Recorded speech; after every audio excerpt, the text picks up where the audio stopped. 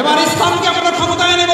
এই ইসলামকে ক্ষমতায় নেওয়ার নেশা এবং পেশা যদি আপনার মধ্যে থাকে, কখন গোসল, কখন ঘুম, কখন বিশ্রাম, এগুলো তো আমাদের মাথা থেকে দূরে সরে যাওয়ার কথা।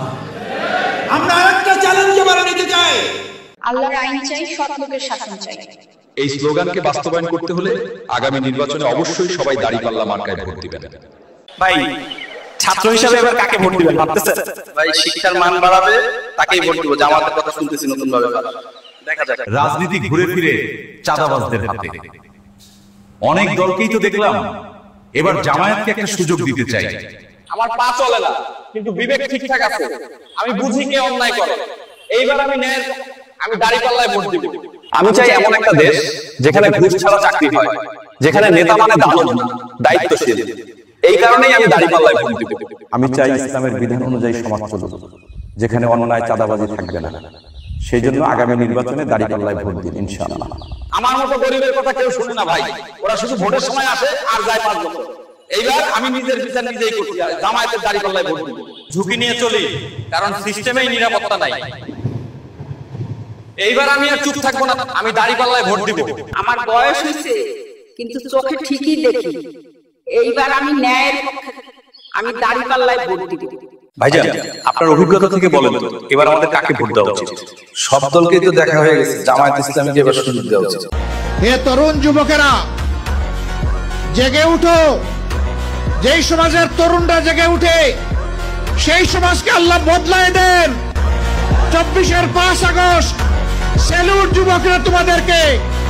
তোমাদের জীবন বাজি রাখা লড়াইয়ের কারণে আল্লাহ আমাদেরকে আপাতত মুক্ত করে দিয়েছেন। চিরমুক্তির জন্য এবার জেগে উঠো, এবার শপথ নাও, আমরা বাংলাদেশকে কোরআনের আলোকে গড়বই গড়ব ইনশাআল্লাহ।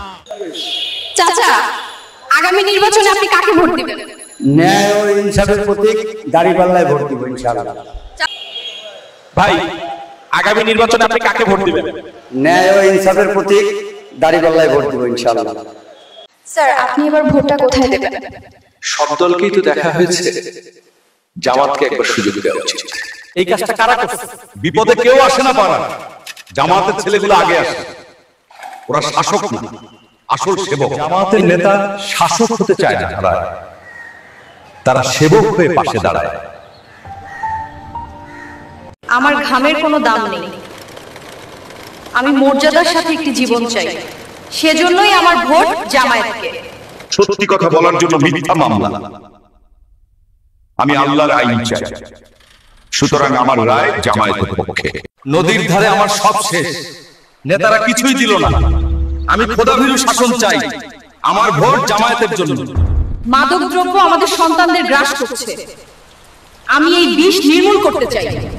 তাই আমার ভোট জামায়াতকে। আমার ভূমির জন্য, আমার অধিকারের জন্য, আমার ভবিষ্যতের জন্য, আমার বিশ্বাসের জন্য আমাদের রায় একটাই, ভোট জামায়াতকে। এবার ইনশাআল্লাহ হুজুররা এক হতে যাচ্ছে।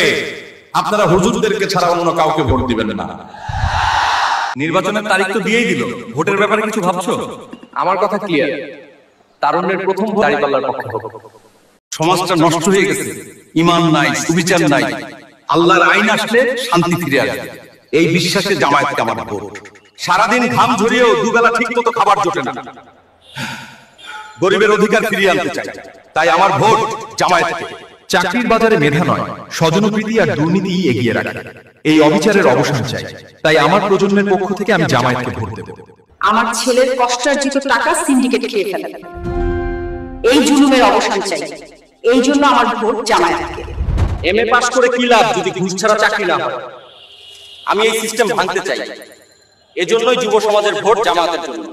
সকল অবিচারের বিরুদ্ধে রায় একটাই, এবার ভোট জামাতে।